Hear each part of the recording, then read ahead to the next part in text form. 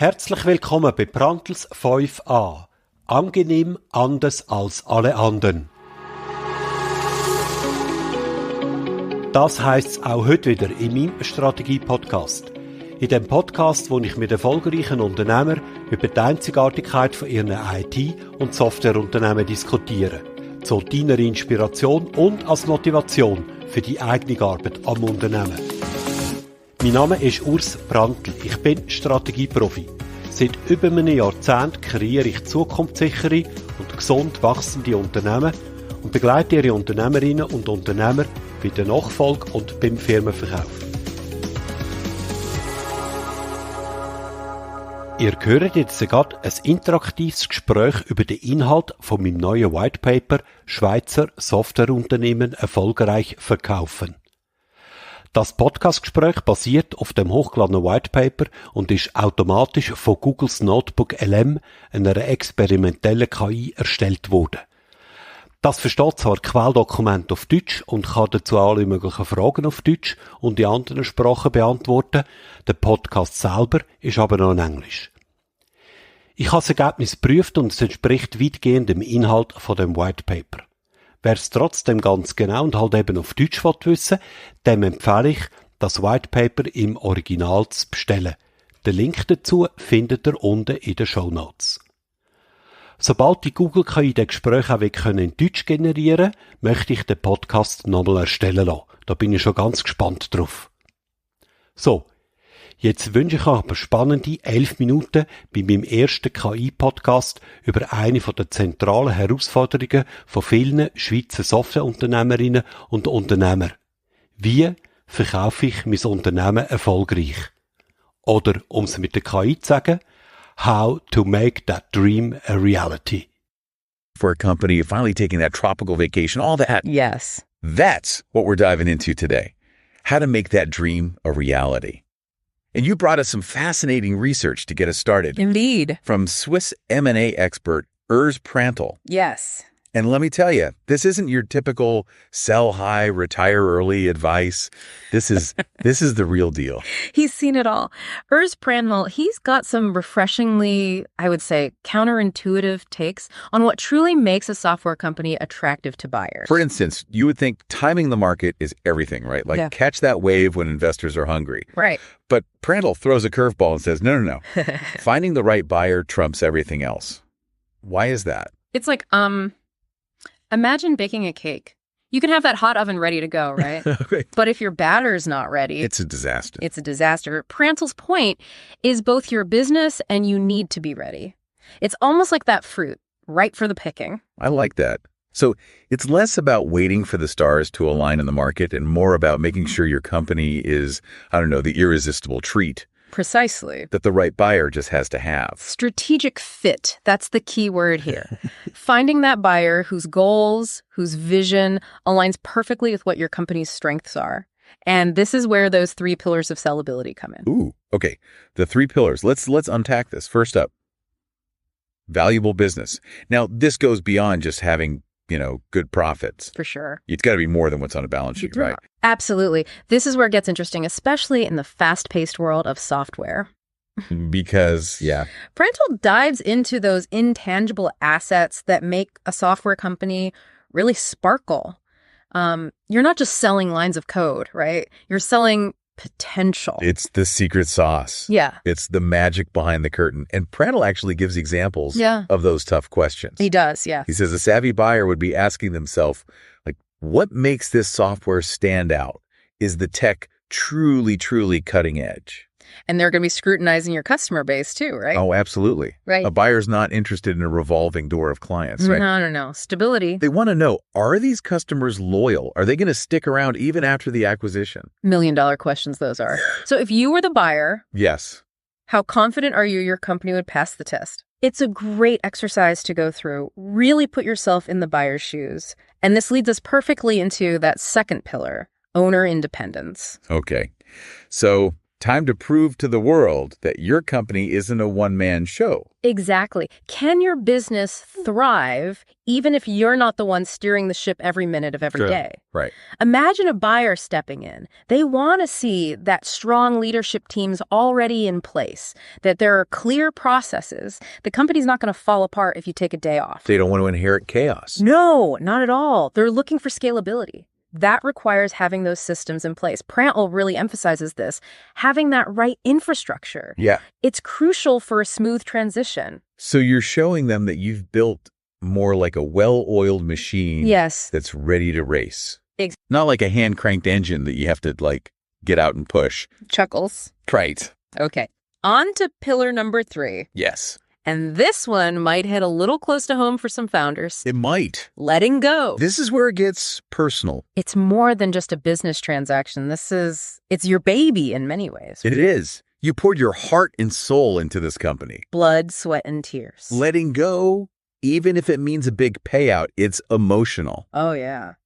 And Prantl is adamant that buyers, they can sense hesitation, almost like a sixth sense. Oh, really? They can tell if you're secretly holding on, even just a little bit. So how do you overcome that? How do you confidently answer that question, why are you selling, without letting those emotions trip you up? It's kind of like you can lead a horse to water, but... Exactly. You can't make them drink.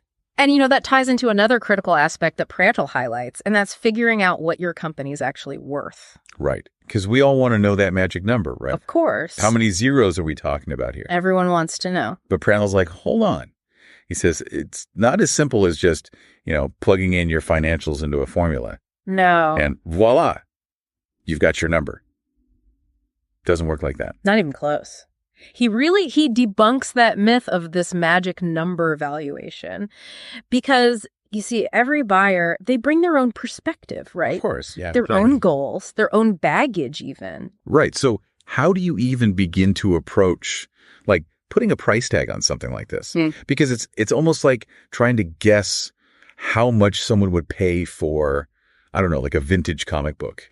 It's so subjective. And that's where Prantl's idea of framing comes in. Yep. This is a game changer. Imagine this. You're selling your house and you're talking to a friend and you just blurt out a price. Right. Way too low. Try to convince a potential buyer later that it's actually worth way more. Yeah. Good luck with that. First impressions, right? Yeah. First impressions stick. So are you saying that setting the right price from the get-go is crucial here? Absolutely. Once that price is out there, you've set the stage right. It's like trying to reinflate a punctured tire. You can patch it up, but it's never the same. Never the same. So, no lowballing. Got it. But seriously, how do you even begin to figure out what that sweet spot is? Research. You need to look at other companies, understand the market, where it's going, where it's been, and most importantly, understand your buyer. The buyer, yeah. Prantl, he compares this to climbing the Matterhorn. Okay, I like this. You wouldn't do that without an experienced guide. That's a terrifying thought. So you're saying you kind of need a Sherpa to navigate this, treacherous terrain of selling your company, right? In a way, yes. But, it's more than just reaching the summit. Right. It's about what you get to do after. It's about enjoying the view. Precisely. And that brings us to the deal itself. And it's not just about the price tag, right? It's about structuring that deal in a way that aligns with your long-term goals. Because maybe you don't want to just cash out and disappear.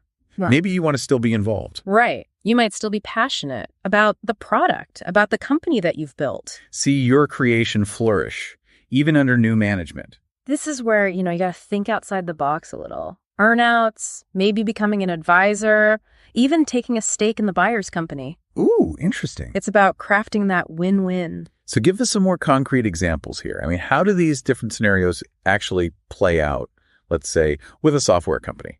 Let's say you're really deeply passionate about the software you've developed. It's your baby, right? Yeah. You want to see it succeed. An earnout structure might be the perfect fit. Okay. Tell me more about that. You would get a portion of the sale up front, of course, but then additional payments based on how well the company does over the next few years. So it's kind of like a performance bonus. Yeah. But for your company. Exactly. You're incentivized to make sure the transition goes smoothly. And you get to share your expertise. Now, let's say you're thinking about retiring, but not quite ready to fully unplug. Right. You can negotiate a consulting agreement. where you're brought on to provide guidance for a while. Okay, so you still have a voice, but not necessarily the final say. Exactly. It's about finding that balance, right, between what you want and what the buyer wants. And this is where having that seasoned M&A advisor, that experienced Sherpa, becomes so valuable. Because they've seen it all. They know the pitfalls, the ins and outs. And Prandtl really drives home this point. Having a specialized M&A advisor is key. Someone who gets the software world. Absolutely. Because think about it, right? A software-focused advisor, they speak the same language as those buyers. Yes. They understand how to value things like intellectual property, the constantly shifting trends. They know that world inside and out. It's almost like they're that friend who always knows the best restaurants. The hidden gems. They know the lay of the land. They can connect you to the right people, make sure that you have a good experience overall. Because it's so much more than just getting a good price. Right, it is. It's about finding that perfect match, that buyer that truly gets it, that sees the potential. And a good advisor helps you tell that story. They do. They help you showcase the value you bring to the table. It's like having someone in your corner who's, looking out for you. They can spot those road flags, make sure you're not, accidentally signing away your future. Right. They're your advocate. Exactly. But, it struck me, as I was going through Prandtl's white paper, he focuses a lot on the seller's journey. He does, yeah. Getting you ready. But we haven't talked as much about the buyer's perspective. The other side of the coin. Exactly. And Prandtl touches on it, but I think it's worth digging a little deeper. Absolutely. It's that old saying, right? Before you judge someone, walk a mile in their shoes. Oh, yeah. So in this case, we want to walk a mile in the buyer's shoes, see your company through their eyes. Okay, so it's not just about your bottom line. It's about understanding what they're looking for, what's motivating them to make that acquisition. Exactly. Ask yourself, what are their pain points? What are they trying to achieve? What would make them see your company as that missing piece? It's about shifting from a me-centered mindset to more of a we-centered approach. It's a partnership. Yes. A successful sale has got to be a two-way street. 100%.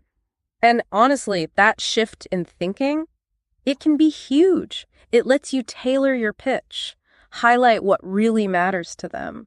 Instead of just, here's my company, take it or leave it. Right. It's more like, here's how we can solve your problems, help you achieve your goals. Now you're speaking their language. That's how you turn it from just a transaction into a true partnership. Because at the end of the day, that's got to be the goal, right? I mean, that's how you get those win-win scenarios Prandtl talks about, where everyone feels good about the deal and optimistic about the future. Exactly. It's about finding that sweet spot where your goals align, so that even after you've handed over the reins, the company's set up for success. And maybe you are too. So there you have it. We've taken you on this deep dive into selling your software company with a little help from Urs Prandtl and his really insightful perspective. It's been a good one. It has. But remember, it's not just about, timing the market or even having a valuable business, though that helps. Right. It's about finding that right buyer, understanding their needs. And showing them the potential. Exactly. Showing them why your company is the answer to their prayers. And who knows, maybe that tropical vacation is closer than you think. Wenn dir der Podcast gefallen hat, dann abonniere Prandtls 5a gerade jetzt in deiner Podcast-App. Der Podcast erscheint einmal im Monat. Du findest ihn auf meiner Webseite kmu-mentor.ch und natürlich auf allen gängigen Podcast-Plattformen. Ich freue mich auch sehr über ein Like und deine Vernetzungsanfrage auf LinkedIn. Urs Prandtl, das schreibt sich P-R-A-N-T-L, findest du dort ganz einfach. Mein Name ist nämlich einzigartig. Bist du selber in einem erfolgreichen IT-Unternehmen tätig und möchtest in diesem Podcast von eurer Einzigartigkeitsstrategie berichten? Oder kennst du jemanden, den ich unbedingt zu seiner Strategie interviewen sollte? Dann bin ich gespannt auf ein Mail von dir auf urs.prandtl@kmu-mentor.ch.